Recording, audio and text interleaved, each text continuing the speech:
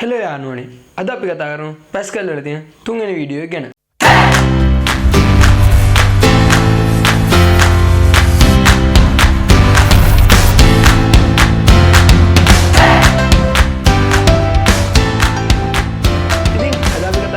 අරිත්මැටික් operators ගැන. ඒ කියන්නේ අංක ගණිතයෙන් කාරක ගැන. මොනවද මේ අංක ගණිතයෙන් කාරක කියන්නේ? ඉතින් අංක ගණිතමය කාරක කියන්නේ සාමාන්‍ය අපේ දිනදා ජීවිතයේදී එකතු කිරීම, අඩු කිරීම, ගුණ කිරීම, බෙදීම වගේ ඔපරේටර්ස් වලට. ඉතින් පැස්කල් වල තියෙනවා මේ වගේ අංක ගණිතමය කාරක වර්ග 6ක්. ඉතින් අපි බලමු මේ මොනවද කියලා. පළවෙනි එක එකතු කිරීම. ඊළඟ එක අඩු කිරීම, ඊළඟ එක ගුණ කිරීම, ඊළඟ එක බෙදීම. ඉතින් ඔයගොල්ලෝ ඒ ටික නම් දන්නවා හැබැයි. දන්නවා ඇති. නමුත් පැස්කල් වල තියෙන විශේෂ දේවල් තව දෙකක්. ඒ තමයි මොඩ් එක සහ ඩිව් එක. මොකද මේ මොඩ් එක සහ ඩිව් එක කියන්නේ? ඉතින් ඔයගොල්ලෝ ගමුකෝ 4. 4 දෙකෙන් බෙදුවම කීයද? 2යිනේ. ඉතුරු බිංදුවයිනේ. අපි මොඩ් කියන එක දැම්මොත් එන්නේ අර බිංදුව කියන වගේ. ඒ කියන්නේ සෑම කිසි අංකයක් බෙදලා ඒක ඉතුරු වෙන ගන්න තමයි මොඩ් එක කියන්නේ. ඉතින් අපි 4 දෙකෙන් බෙදුවම 2යිනේ උත්තරේ. අන්න ඒක තමයි ඩිව් එක කියන්නේ. අපි මොකක් හරි සංඛ්‍යාවක් ඩිව් එකෙන් බෙදුවොත් එන්නේ ඒකේ බෙදලා ඒකේ තියෙන ගාන තමයි බෙදලා එන පූර්ණ සංඛ්‍යාත්මක අගය තමයි අපිට උත්තරේ විදියට ලැබෙන්නේ. ඉතින් ඒක තමයි පැස්කල් වල විශේෂයෙන්ම අරිත්මැටික් ඔපරේටර්ස් වල දැනගන්න තියෙන ප්‍රධානම දේවල් 6. ඉතින් අද අපි බලමු පැස්කල් ප්‍රෝග්‍රෑම් එකට ගිහින් කොහොමද මේවත් එක්ක අපි වැඩ කරන්න කියලා. ඒ සමගම ඔබට මම ඩේටා ටයිප්ස් ගැන සම්පූර්ණ යම් කිසි අවබෝධයක් ලබා දෙන්නම් අද. දැන් ඔයාලට පේන ඇති මම කලින් වගේ ප්‍රෝග්‍රෑම් එකේ සෙටප් එක ලියා යන්න තියෙනවා. මුලින් ප්‍රෝග්‍රෑම් pro 3 කියලා ලියා යන්න තියෙනවා. ප්‍රෝග්‍රෑම් එකේ නම ඊට සෙමිකෝලන් එක දාලා begin එක ලියා යන්න තියෙනවා. ඉතින් අපි මේ ප්‍රෝග්‍රෑම් එක සහ begin එක අතරට පොඩි දෙයක් අද ලියා ගන්න. අපි මේ જાතිය කියන්නේ variable කියලා. variable එකක් කියන්නේ මෙන්න මෙහෙම දෙයක්. ඔයා හිතන්නකෝ සරලව a කියලා අගයක් තියෙනවා b කියලා අගයක් තියෙනවා.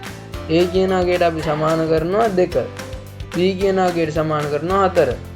ඉතින් a ධන b සමානයි 6. ඉතින් 2යි 4යිනේ a කියන්නේ. එකතු කරාම 6යිනේ. a ධන b සමානයි 6. ඉතින් අර a b කියන්නේ variable ಜಾති දෙකක්. ඉතින් සරලව කියනවා නම් తాවකාලිකව දත්ත ගබඩා කරන තැනකට තමයි අපි කියන්නේ variable කියලා.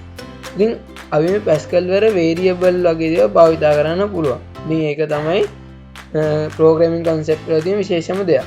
ඉතින් අපි බලමු පැස්කල් වල කොහොමද මුලින්ම variable එක හදාගන්න කියලා. ඒ කියන්නේ a කියලා variable එකක b කියලා variable එකක හදාගන්න කොහොමද කියලා. ඉතින් අපි ඒකට මුලින්ම ලියනවා වා කියලා. වා කියන්නේ variable කියන එක. ඉතින් වා a කියලා එකක් තියෙනවා. ඊට පස්සේ b කියලා එකක් තියෙනවා. ඊට පස්සේ කෝලන් එකක් දාලා අපි ලියනවා integer කියලා. ඉතින් මොකද්ද මේ integer කියන්නේ? integer කියන්නේ අපි a ටයි b ටයි ඇතුළත් කරන්න පුළුවන් පූර්ණ සංඛ්‍යාවල අගයන් විතරයි. ඒ කියන්නේ අපිට 3.33 වගේ ඇතුළත් කරන්න බෑ. අපිට 3 2 ඍණ 1 ඍණ 2 බිංදුව වගේ සංඛ්‍යා තමයි ඇතුළත් කරන්න පුළුවන්.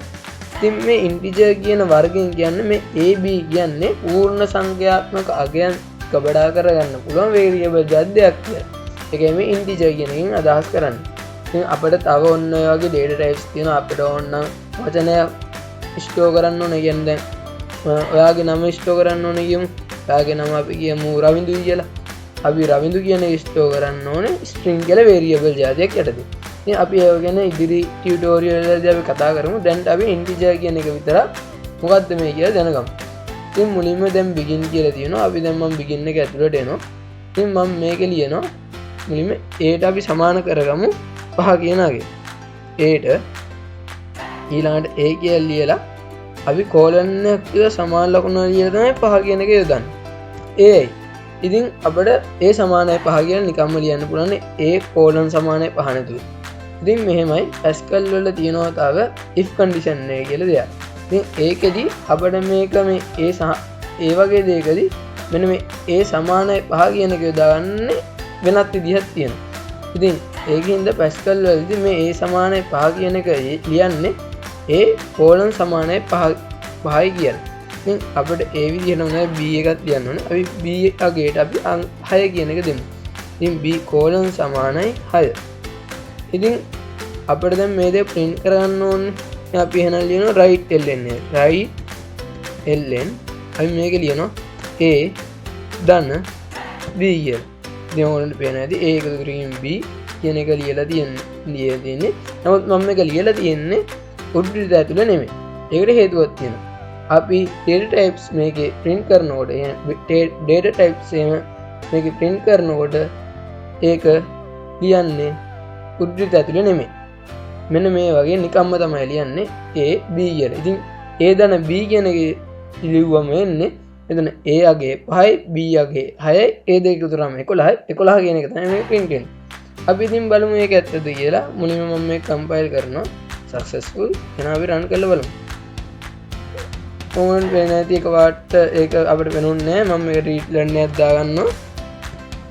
ඊට පස්සේ දැන් අපි ආපහු compile කරලා බලමු. compile successful. ඊට පස්සේ අපි run කරලා බලමු. කොහොමද වෙන්නේ නැති 11යි කියලා print වෙලා තියෙනවා. ඉතින් ඊළඟට දැන් අපි ආපහු බලමු මේකේ අඩු කිරීම යකුණ හේතුව මොන වගේ අගයක් දෙන්නේ කියලා. කොහොමද දන්නව A වලින් B අඩු කරාම ඍණ 1යි කියලා එන්නේ. අපි බලමු ඍණ 1ද කියලා එන්නේ. මේක රන් කරමු. කොහොමද වෙන්නේ ඍණ 1 කියන එක ඇවිල්ලා තියෙනවා. ඉතින් දැන් අපි මේකේ 6 දැන් අපි A කියන අගයට අපි දෙමු 12 කියන එක. B කියන අගයට 6යි කියන එක දෙමු. ඉතින් අපි මේකට දාමු ගුණ කිරීමේ අගය. ඉතින් ඔයගොල්ලෝ බලන්න මේ ගුණ 12 ගුණ කිරීම 6 කීයද කියලා. ඉතින් අපි කම්පයිල් කරලා බලමු මේ මොකක්ද කියලා. මම මේ රන් කරගන්න. කොහොමද වෙන්නේ 72 කියන එක print වෙලා තියෙනවා. ඉතින් ඒ වගේම තමයි අපිට බෙදන්නත් පුළුවන්. දැන් A බෙදීම B. එන්නේ කීයද බලමු. 12 6න් බෙදුවම 2යි. ඒ බලමු අපව කම්පයිල් කරලා. ඊළඟ රන් කරගමු. කොහොමද වෙන්නේ 2යි කියන එක print වෙලා තියෙනවා. ඒ සමගම බිංදු කීපයක් print වෙලා තියෙනවා. ඒක වැඩි ගණන් ගන්න එපා. 2 තමයි අගය. ඉතින් අපි ඊට පස්සේ mod සහ div කියලා දෙයක් තියෙනවා කියලා මම කිව්වා pascal වල විශේෂම ඔපරේටර්ස් වර්ග දෙකක්. ඉතින් අපි ඊට කලින් මෙන්න මේ A වල සහ B වල තියෙන අගයන් වෙනස් කරගමු. ඉතින් මම මේ A එකට යොදනවා 13 කියන අගය. ඉතින් B එකට 6ම අපි තියමු. අපි මුලින්ම කතා කරමු div එක ගැන. div එකේදී වෙන්නේ දැන් ඔයා හිතන්නකෝ 13 6න් බෙදුවම 2යි ඉතිරි 1යි. div එකේදී පෙන්වන්නේ 2. mod එකේදී පෙන්වන්නේ අර ඉතිරි වෙච්ච 1. ඒ කියන්නේ යම් කිසි අගයක් බෙදලා ඉතිරි වෙන ගාන පෙන්වන mod එකේ බෙදලා එන පූර්ණ සංඛ්‍යාත්මක අගය පෙන්වන div එකේ. දැන් මේක ඇත්තද කියලා බලමු. මුලින්ම මේක compile කරවලු. compile successful. ඉතින් run කරලා බලමු. උත්තරේ 2යි කියලා පෙන්වනවා. ඉතින් අපි ඒක නේද දැන් අපි mod කියන එක දාගමු. ඉතින් mod කියන එක දාත්තා මේක රණුව හරිනම් එන්න ඕනේ දැන් රන් කරාම උත්තරේ 1යි. හරි. ඉතින් ඔයගොල්ලෝ දැන් පේනවා ඇත්තේ එකතු කිරීම ගුණ කිරීම බෙදීම සහ mod සහ div එකත් එක්ක ඔයගොල්ලෝ කොහොමද වැඩ කරන්නේ කියලා. තව ඔයගොල්ලන්ට මෙන්න මෙතෙන්ට අපි තවත් variable එකක් දාමුකෝ c කියලා. ඉතින් අපිට මෙන්න මෙතෙන්ට මේ අගයට දෙන්න පුළුවන් c කියන එක. මෙන්න මේ right ln එකට c කියන එක දීලා අපිට මේ c එක සමාන කරගන්න පුළුවන් aටයි bට. දැන් මුලින්ම a මුලින්ම c ලියනවා. c සමානයි a ධන b කියලා ලියනවා. ඉතින් මේව ලිව්වම අපි මුලින්ම a 13යි b 6යි c සමානයි a ධන b කියන්නේ c සමානයි කීයද 19. අපිට මේ right ln එකේ පෙන්නන 19 කියලා. අපි බලමු මේක ඇත්තද කියලා. compile කරනවා. compile successful අපිට run කරමු. ඕන පේනවා 19 එකේ print වෙලා තියෙනවා. ඉතින් අපි තවත් variable එක initialize කරගන්න විදිය වල මේ කියන්නේ හදාගන්න විදිය වල මේ අපිට ඒකට ලියන්න පුළුවන් මෙන්න මේ විදියටම d කියන variable જાතිය. අපිට d ලියන්න පුළුවන්. d කියන variable જાතිය real කියලා. මොකද්ද මේ real කියන්නේ?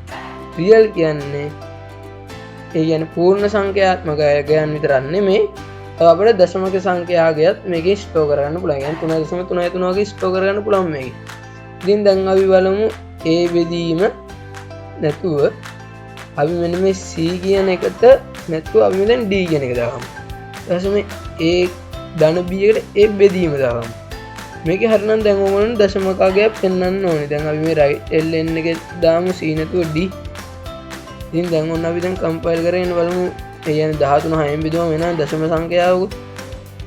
ඉතින් දශම සංඛ්‍යාව කේද කියලා බලමු. ඕගොල්ලන්ට පේනවා ඇති දශම සංඛ්‍යාවල් ලස්සනට පෙන්වුවා 2.1.666 කියලා. ඉතින් ඕගොල්ලන්ට පේනවා ඇති දැන් ඉන්ටිජර් කියන්නේ පූර්ණ සංඛ්‍යාත්මකයන්, රියල් කියන්නේ දශම සංඛ්‍යාත්මකයන් ස්ටෝර් කරන වේරියබල් ටයිප් ජාති දෙයක්.